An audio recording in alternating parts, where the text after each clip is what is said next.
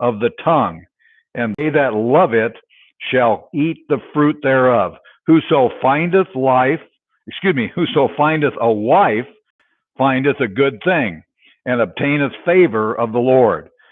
The poor useth entreaties, but the rich answereth roughly. A man that hath many friends must show himself friendly, and there is a friend that sticketh closer than a brother. Let's pray. Father, I just pray for this time in your word, and just pray that I would be able to be a blessing, and Father, just attentive ears to hear and learn what your word says, and Father, that our opinions really wouldn't make a whole lot of difference, but we would just hold to what you say. Father, I just pray that you teach us today in Jesus' name. Amen. So this first one is a very important one, in my opinion, just dealing with different problems with people over time. And, everybody's got their side of the story, so to speak. And he that answereth a matter before he heareth it, it is a folly and a shame unto him. He that answereth a matter before he heareth it. So, before you start talking, hear the other person out. That's really what we see. Listen very intently what he says. If you start getting the habit of listening very intently, you may come up with some different opinions than what you had to start with. Don't prejudge people. You understand what I'm saying? Don't prejudge them. Don't already have in mind your answer before you've ever heard what the other person said. That's what we see. He that answereth a matter before he heareth it. I think about a court of law when I read this. And one thing we can learn a lot from the judicial system, if it's done correctly, obviously there's always cross-examination. You understand what I'm saying? Somebody can sound real good on the witness stand until somebody cross-examines him and starts asking him some questions. You understand all that from going to school? Yeah, that's the way it is. Somebody can sound so convincing. Like, I don't know if they taught you in school, but everybody in jail is innocent. They've all been framed. Trust me. That's their side of the story. And see, that's the way it is in jail, but that's the way it is in life too. You'd be surprised. I'm talking about two good people that I think really want to serve the Lord here and want to do the right thing, but they're at odds with each other. Picture that. I don't know if you ever run across it. I've run through it quite a bit. But what you have is you hear one that they're upset with each other, and they see things only through their own eyes. And so when you're listening to just one side of the story, man, they sound great. You listen to the other side of the story, they sound great. So what you have to do, there has to be some cross-examination involved here to find out what's really going on here. And dealing with problems as a preacher, sometimes that's what you have, is you have somebody, they both sound real good. And they think that they're doing the right thing, but they don't, neither one of them really. I've seen most of the time where both of them are at some fault here. They don't really see things the way they should see them. We may need to make allowances for weaker brethren, let's say, for instance. And the one person only sees it through his eyes. Well, there's nothing wrong with what I'm doing. Well, guess what? The other person doesn't see it that way. And what does the Bible say about that? I, as a stronger Christian, need to make sure that I don't offend the weak and allow something in my life that he would view as wrong and cause him to stumble. I need to be careful about those things. Again, he that answereth a matter before he heareth it. And again, we need to hear what somebody says before making a determination and a judgment. Don't prejudge. Don't already, a lot of times a person that answers before he hears it, he's actually going to, in a regular conversation, is going to cut the other person off. And by the way, have I ever cut somebody off? Yes, that's a bad habit. You understand what I'm saying? It's a bad habit, but really you're actually answering before you hear.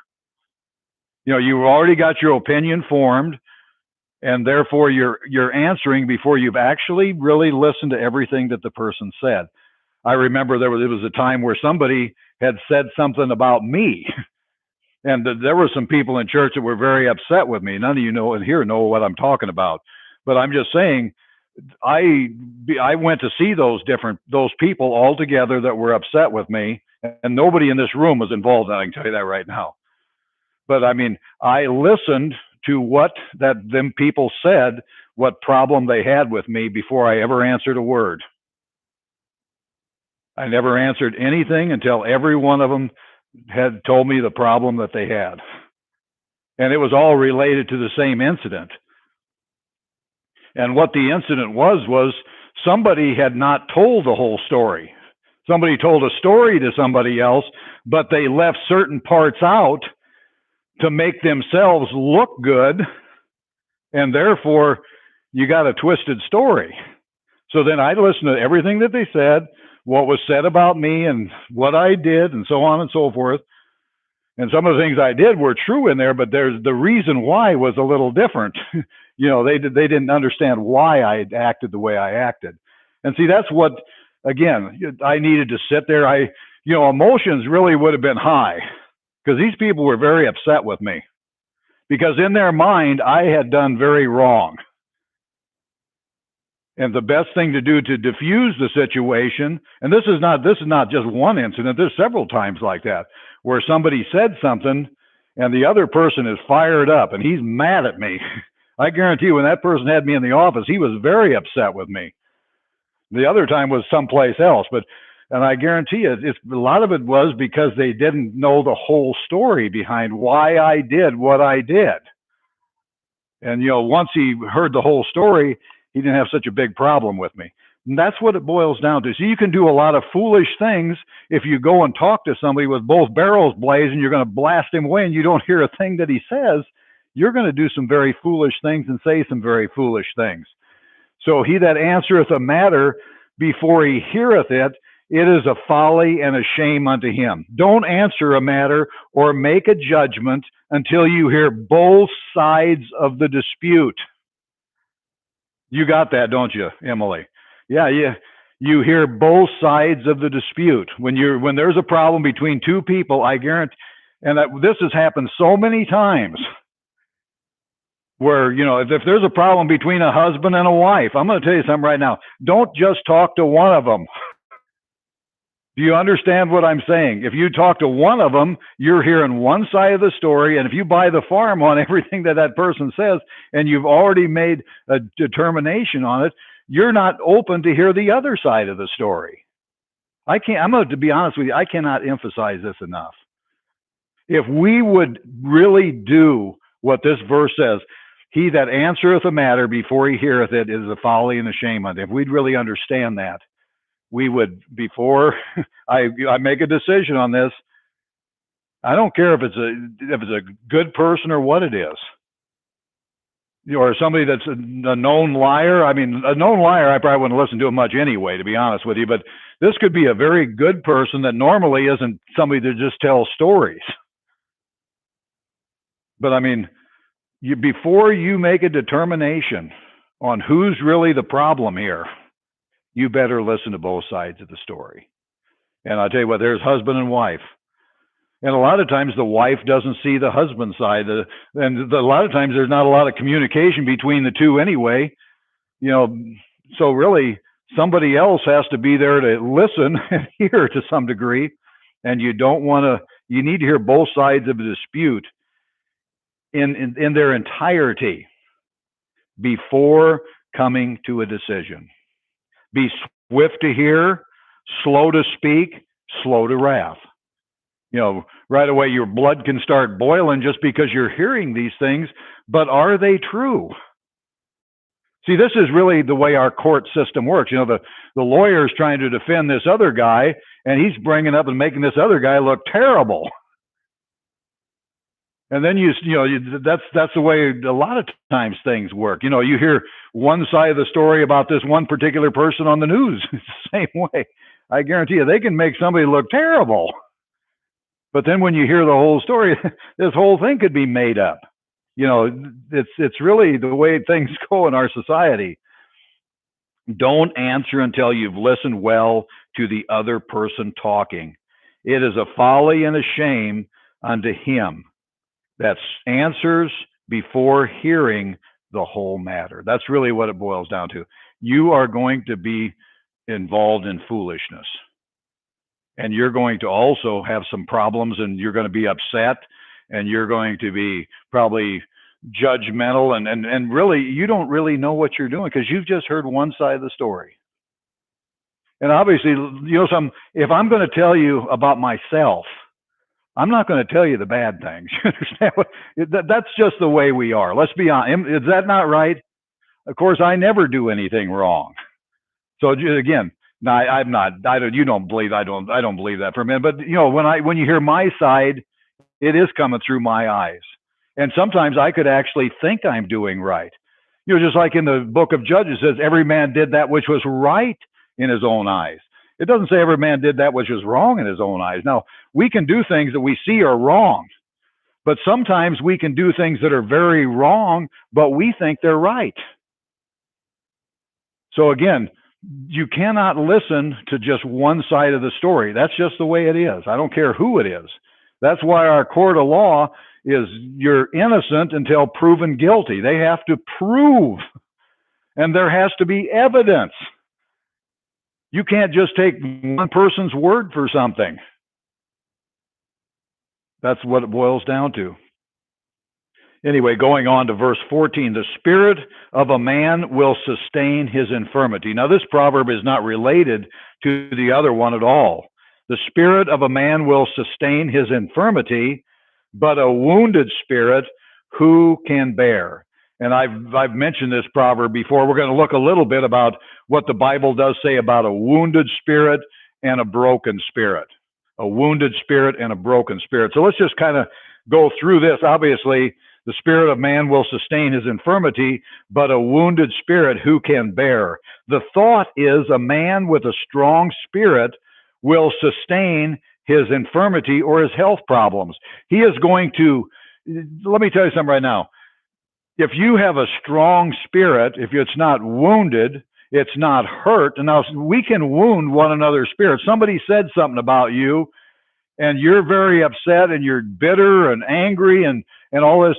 And I'll tell you what, you're not going to, if something really happens to you where you get sick, you're not even going to recover as well because your spirit has been wounded. And really, generally speaking, it has to do with, a lot of times, it's your feelings. His strong desire to overcome health problems. A person that has a strong spirit, he can overcome those where a weaker person with a broken spirit or wounded spirit wouldn't be able to do. But when one spirit is broken or wounded, he has been hurt, he will not be able to bear up under his infirmity, is really what we see here. He's not going to get better. And I remember watching a tape on that about this family problems guy. S.M. Davis was his name. But he talked about a person that he had known that was really, he wasn't all that sick.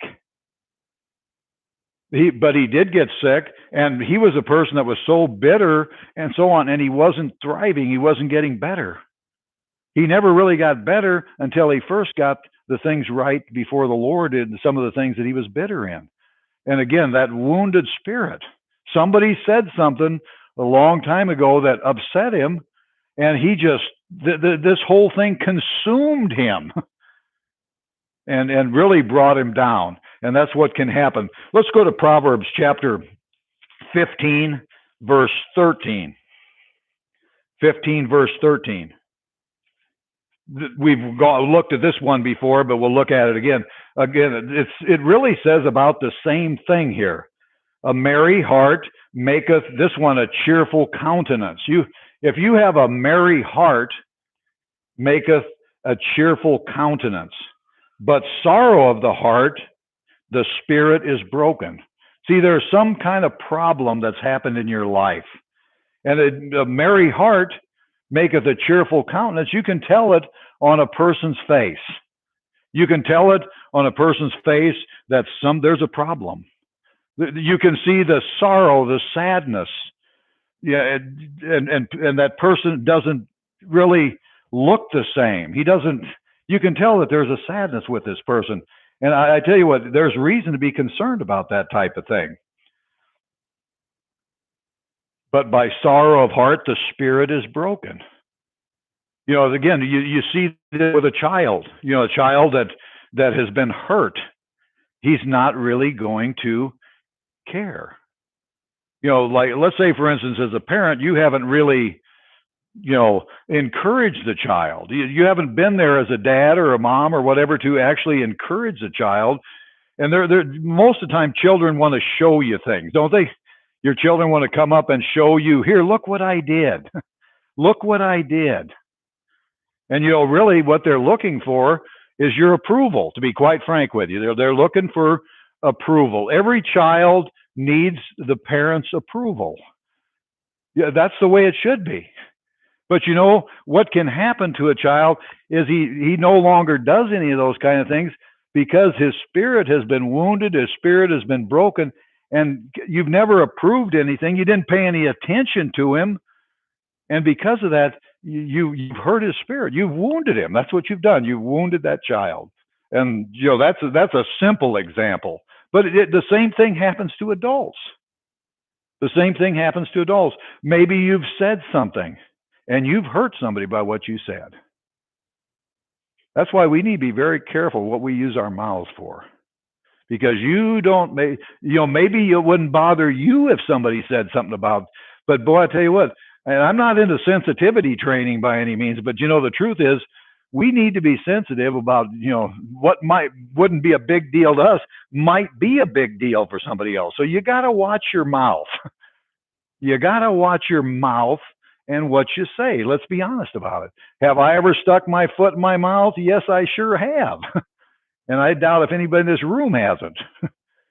We really a lot of times don't use too much sense when we say things, or we say things in a certain way that's going to really cause people to be offended. We need to be very careful with that. And the thing is, you can tell even when you look at somebody. Have you ever been talking to somebody? You can see the countenance changes on that person. You've hurt that person. I'll tell you that right now. Have you ever done that where you said something? You can see the person looks different. You can tell it didn't have a good effect on what you said.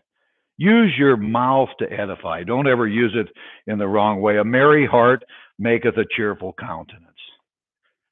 But by sorrow of heart, the spirit is broken. But by sorrow of heart, the spirit is broken. And that's what we see there. And that shows that there's a sorrow in the heart. Let's see what 17:22, chapter 17, verse 22. A merry heart doeth good like a medicine. The person that's sick, the spirit of a man will sustain his infirmity. It really does make a difference. A merry heart is like a good medicine. Either you got a broken spirit or you got a merry heart. That's what you got. A merry heart doeth good like a medicine, but a broken spirit drieth the bones. It has an effect on your physical condition. That's what we see. And so that's very important to understand those things, especially when dealing with people, dealing with, just in everyday conversation. We can do things and say things that are very damaging to other people. A broken spirit. You've treated him a certain way, or treated someone where it caused him to really be wounded, to be broken. We have to be very careful. And I say with children because you're dealing with a child. You do not want to break his spirit. You do not want to wound him. And I tell you what, one thing you got to realize, these children are very fragile, especially a child that really does come up and wants to please the parent, and the parent is very indifferent and doesn't pay any attention to the child and doesn't really got time for the child. I'm going to tell you something right now. You don't even begin to realize the damage that you're doing. And I'm talking by experience. I'm talking by experience that, have I always been what I should have been? No, I'll be honest with you. I had too many other irons in the fire sometimes. You maybe don't even intend to be that way, but you just don't take time. You understand? So you need to understand some of these things. You really do need to understand some of these things. Not just with children, just with everybody. Take time out. On the way to church, I was like listening to Jay and Maria, and Maria was saying that this one woman that she knew always had time for somebody else. That's the way we need to be. We need to have time to listen to somebody else. Otherwise, if you're indifferent, You know, that's not a good way to be. That's not a good way to be at all. So let's go to, we were in, excuse me, 18:6. Proverbs 18:6.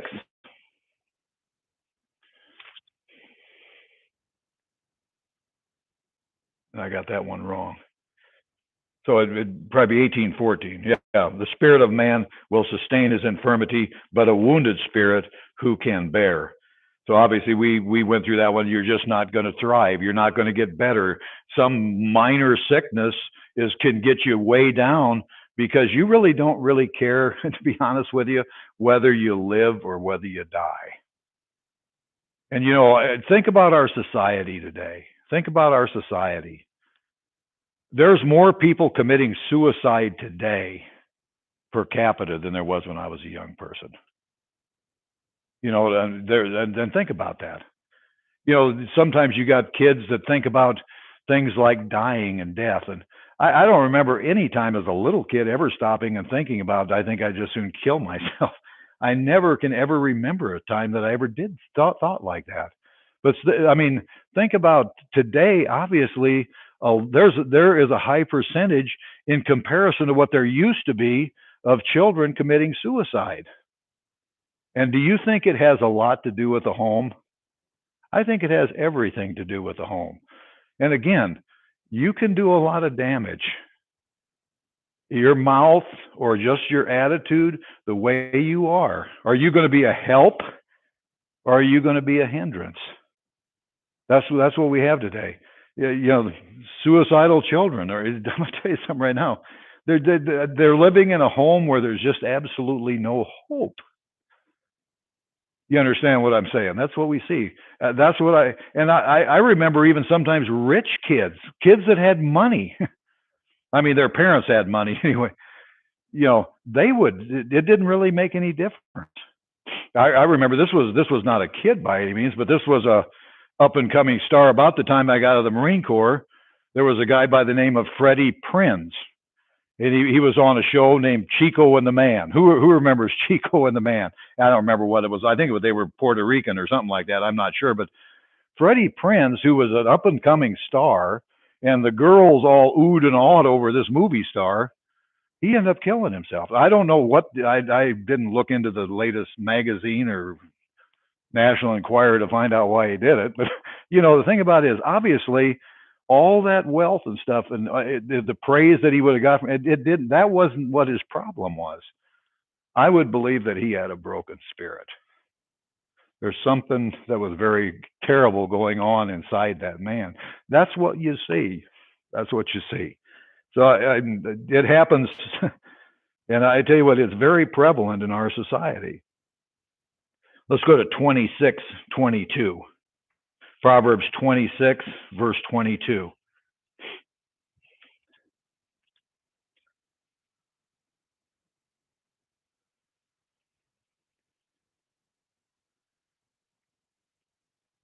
Oh, I got the wrong number there. Okay, the words of a talebearer. And here we see it's definitely words that cause the problem. I mean, I don't believe it's always words, but I'm going to tell you what, I think it's most of the time words, something you've said. The words of a talebearer are as wounds,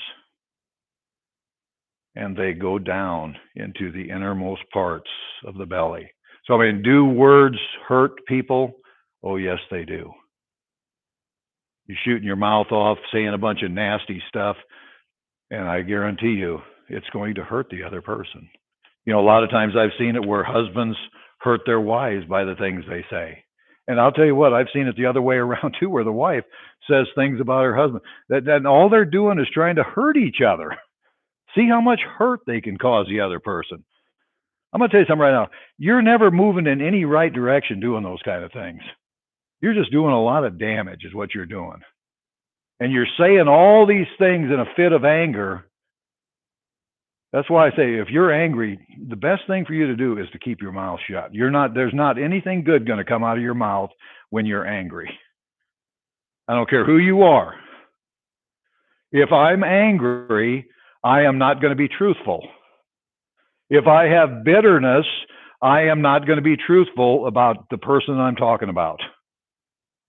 I don't care who you are, with anger, bitterness, strife in your heart, you got all this stuff just boiling up inside of you. I guarantee you, you are not going to make an honest assessment of the situation.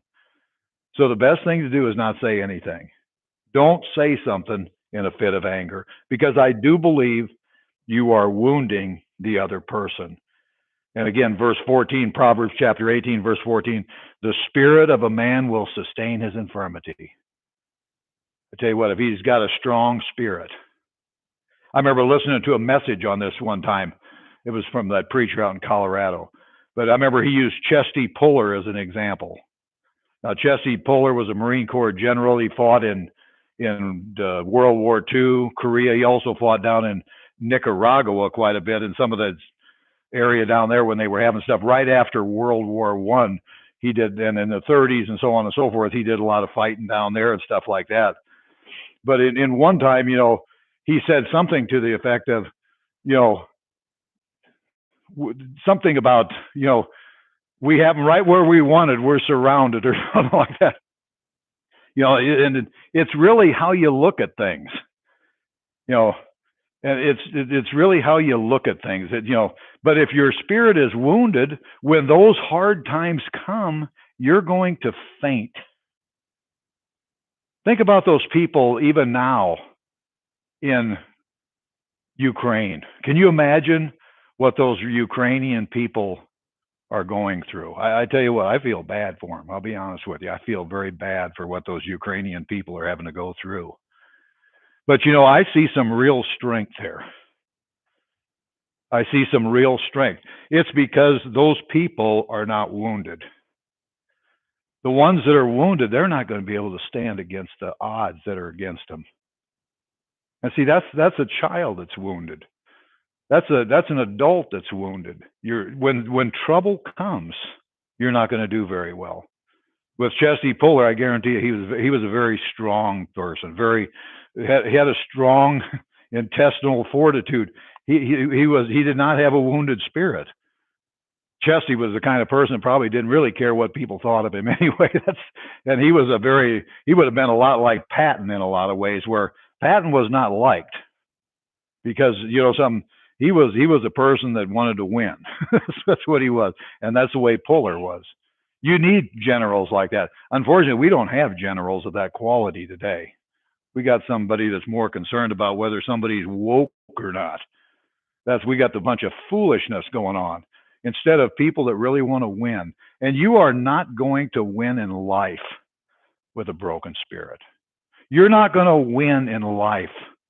The child that the parent has broken that child's spirit, he's not going to win. He's not going to thrive. He's not going to do well. Again, I can cause ruin to other people just by the things that I say. Could I be the cause of somebody stopping walking with God by the things that come out of my mouth? I need to be very careful not to offend somebody, not to cause them to stop. These are things that the mouth can be a very terrible thing. Verse 15. The heart of the prudent getteth knowledge, and the ear of the wise seeketh knowledge. The heart of the prudent, and we also see that person gets knowledge, and the ear of the wise seeketh knowledge. So we see the heart and the ear here, and we also see the prudent and the wise. What is the difference between prudent and being wise? What's the difference? I'm looking for one word, and it starts with a C. Caution. Who said it? Yeah, there you go. It's caution. The wise person is not going to do anything until he stops and thinks about it. And that's a good way to be. He's going to stop and think about it before he says something. And, he's going to stop and think about something, deliberate on something before he makes a decision. Obviously, it would be exact opposite of being rash. It's wisdom with caution. That's really what it is. It's stopping and thinking about something before you act. That's what prudence is. The heart of the prudent gets knowledge. He's going to, number one, he's going to get knowledge. Knowledge is just plain simply knowing something. And the ear of the wise seeketh knowledge. So here we go with knowledge. The prudent man is going to get knowledge, and the wise person is going to seek knowledge. But the prudent guy is going to get it because he's not going to be falling for something that really isn't true knowledge. He's going to stop and weigh it out. Is this really what God is saying here? Is this really the truth? See, you can have knowledge that just comes in, but it's not really true. And so then you can walk away from that thinking you really know some, but it's not really any godly knowledge at all. It's all just worldly junk. And I believe a lot of times that's what happens here. But a prudent person is going to get knowledge, and a wise person is going to seek knowledge. Those who are prudent of heart use caution and will get knowledge. The ear of the wise is listening when the knowledge comes his way. Yeah, he's listening. He uses his ear. And the other one, it's not going to come into the heart until he deliberates on it and really examines it and weighs it out. The wise seek after knowledge and learning. The fool will not listen to instruction. Both of these people here talk about are wise, though. The prudent person, but he's cautious. Where a fool, he don't even pay attention. A fool is not going to get, he's not going to listen to what anybody says. He's not going to, obviously he's not going to get knowledge because he already knows everything, and he rejects any kind of instruction. That's what a foolish person is. And that's repeated often in Proverbs. I want you, if you don't get anything else out of Proverbs, get this out of it, that I'll tell you what, a fool is a person that will not hear what God says in his word. He doesn't fear God. He just goes ahead and does what he wants to do. Even though God says, don't do it, you're going to go do it. That is a fool, and that is a person that does not fear the Lord. A fool does not fear the Lord. That's his big problem. Verse 16. A man's gift maketh room for him, and bringeth him before great men. So the first part, you got an and there, and some Proverbs you have a but, so it draws a contrast. But basically here with the and, it's basically saying the same thing or something very similar to it. And it says here, a man's gift maketh room for him, and bringeth him before great men. So, I look at that last part. How am I going to ever be able to have any kind of influence and bring me before great men is, something. I have to be a generous person. I need to be a person that is giving. A man's gift makes room for him. It gives him opportunities. If you're not a generous person, I believe you're not going to have the opportunity to be before great men. When you are a giving person, you give to others. It will open the door of opportunities, and you will be brought before great men. I believe that's basically what that proverb has to say. Are you a giver or a taker? I tell you what, we need to be givers. Can you have anything to throw into the pot, so to speak? Or are you the one that's always taking out of the pot, but never throwing into the pot? That's what we see. Are you one that is a giver? A man's gift maketh room for him, and bringeth him before great men. And again, how are you ever going to have any influence on anybody if you're never giving? And again, you help other people out. When someone is defending, let me just go to verse 17, excuse me.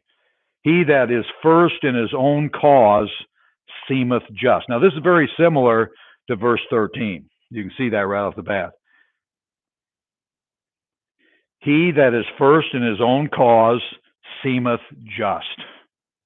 Remember I told you about the person, I'd listen to one side of the story. Man, he sounds real good. You listen to the other person, and they were two separate times, and listen to them. What they're saying sounds real good too. You can see that from their own perspective, they were both right from their own perspective.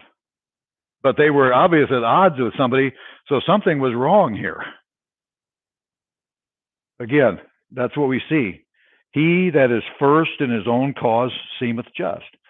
If I tell you something to defend my actions and you only hear me, and let's say my intentions were right and I'm honest about what I'm saying, it's going to say I can see why he did it. But it might be where you heard the other person that has a problem with me. You might hear it where when he starts speaking, you can see why he does have a problem. Maybe I didn't really see things the way I should have saw them. I could be at fault too. I mean, that's what we see. So again, he that is first in his own cause seemeth just. The first person you hear. So if all you ever do is listen to one side of the story, I guarantee you, he's the first one and he's the only one. You see what I'm saying? I think we've all gone through life where, we listen to one side of the story and then, boy, we formed all of our opinions only to find out later that, something, I didn't see this thing through too clearly. I blame this person all these years, and really, I'm not so sure that person is all the problem. I'm not saying he doesn't have any problems, but I'll tell you what, he isn't the biggest share of the problem in this kind of thing. I think we've all run across things like that. He that seemeth just, he that is first in his own cause seemeth just, but his neighbor cometh and searcheth him. So what you really do, the searching, I would look at it as you ask some questions. I tell you what, one thing I've learned hopefully a long time ago, but a lot of times people I've noticed, took things on face value and what somebody said. But I've learned one thing: let God be true and every man a liar. You know what I'm saying? And the truth of the matter is, when you start asking questions, you're going to find out this person here didn't see things correctly, and he didn't really completely tell the truth. He just told his side of the story. And you can seem just. Seeming just means seeming right. And the trouble is with us, we always see things in our own eyes as I didn't do anything wrong. We're all that way. Who'd say I'm not that way? We're all that way. And that's what it boils down to. He that is first in his own cause seemeth just, but his neighbor cometh and searcheth him. Let me just read what I wrote in my paper here once. When someone is defending his own actions, he can sound just, right, and righteous. But someone listening and searching him and begins to ask probing questions, like a cross-examination in a court of law, that's what I'd use for an example, he will get to the bottom of the whole picture. That's really what you see. Then you'll find out that those things that sounded so good, well, they sure sounded good when he was saying it, but they don't sound so good now anymore. How many people have ever seen that before? That's why it's very important. You just listen to somebody make a statement about somebody. Don't automatically assume that that's correct. You are very foolish to make that determination that person is completely right in what he's saying, because there's not any one of us. What I say is just to me. That's just the way we are. So, but there is another side to it. There is another side to it. A cross-examination in a court of law will get to the bottom of the whole picture. And again, this is similar to 18:13. He that answereth a matter before he heareth it, it is a folly and a shame unto him. And again, if you answer something before you stop and listen to both sides and look at it very carefully, if you already determine who's right and who's wrong before ever even hearing everything, it's going to be a folly and a shame. You're going to be ashamed. Have I ever been ashamed? Yes. I've taken somebody's word for something on something somebody said, and it caused me to look at a person differently. We got to be careful of that. You got to be careful of that. Because I'll tell you what, you could be looking at that person as, yeah, he said that about me. How could he say so? And he never said that. Could somebody actually lie? Well, I think it happens all the time. Unfortunately, it does happen all the time. Get the facts before answering a matter. Again, use wisdom with caution. Be prudent.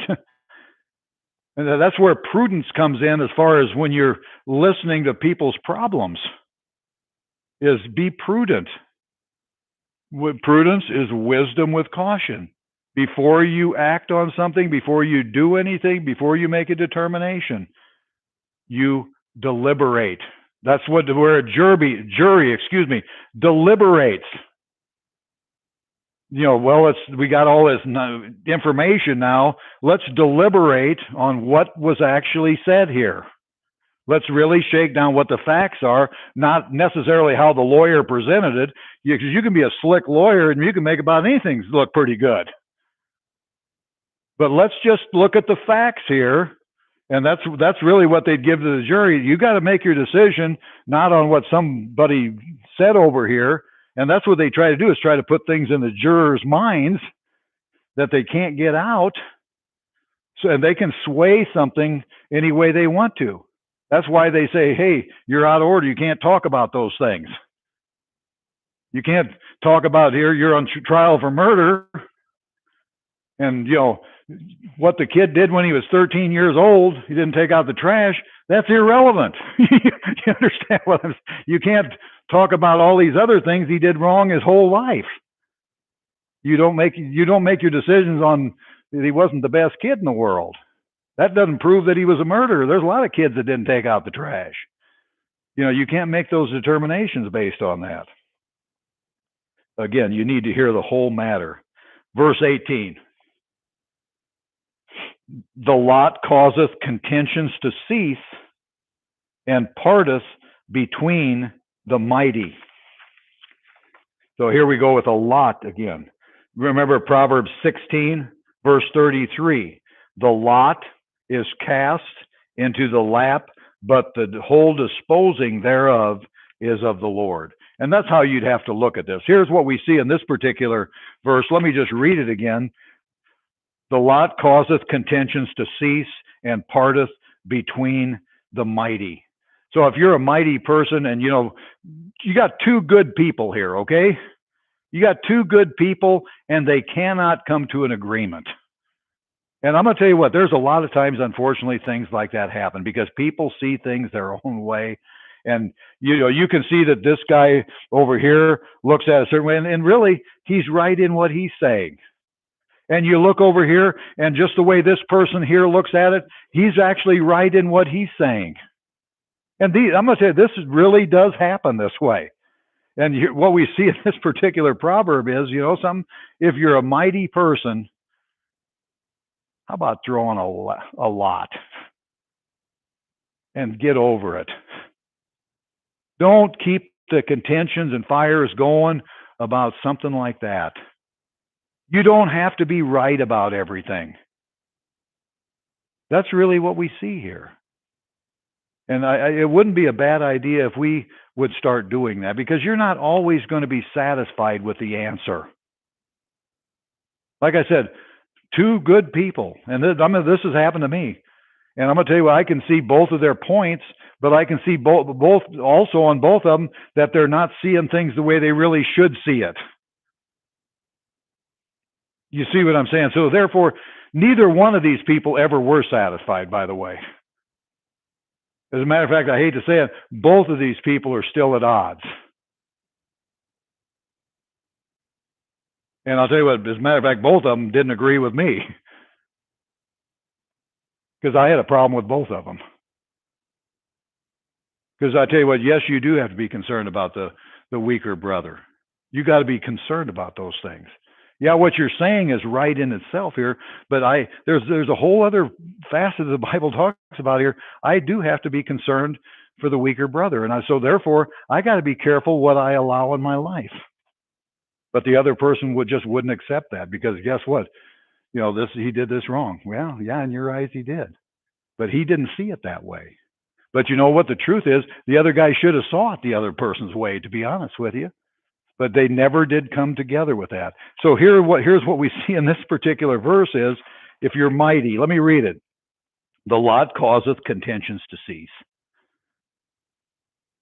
and parteth between the mighty. With that in mind, Proverbs 16:33, the lot is cast into the lap, but the whole disposing thereof is of the Lord. So maybe just say this, let's draw straws. Let's cast lots or whatever, flip of a coin. Let's get over this thing. Don't be so petty, and how about being mighty? How about being a strong person? That you know something, there's a lot of things in life you're just not going to see the way you need to see it. How about just say, okay, let's get along. Let's not fuss and fight over these things. But a lot of times people just won't do that. When a controversy seems unresolvable, casting of lots, the flip of a coin, or the drawing of straws sometimes end the controversy and resolve the problem. Those at odds with each other can in this way have some sense of resolution. That's what it boils down to. Just get over it, is what I see. There's a lot of things in life that it's not always going to be the way you see it. And then you may see yourself as right, but you also have to see the other person. You have to see the other person. I'll tell you what, biblically speaking, there's whole chapters on some of these subjects of don't offend your brother. And that's really what the issue was over. Somebody allowed something, the other person didn't allow it. Don't fuss over all these things. Isn't that really what we learn in Romans, I think, chapter 14 is one of them, where the whole chapter, eating things sacrificed to idols. There's certain things sometimes people allow, the other person says absolutely not. I'll be honest with you, I'd be more with the person that's absolute. I don't believe you ought to mess with any of this stuff. But you know what? The other person maybe hasn't grown that far yet. Let them grow. You see what I'm saying? Let them grow. You can't expect a person that is recently saved to have the same convictions that it took you 20 years to get. And see, we got to take these things into mind, and don't fuss and fight about everything that's out there, is what we really see. Let's go to the Lord in prayer. Father God, just thank you for your word, and thank you for the time in it, Lord. I just would pray that this message has been helpful, Lord. I just pray for this next hour, Lord. I just pray that you'd help me as I preach. Lord, I just pray this in Jesus' name. Amen.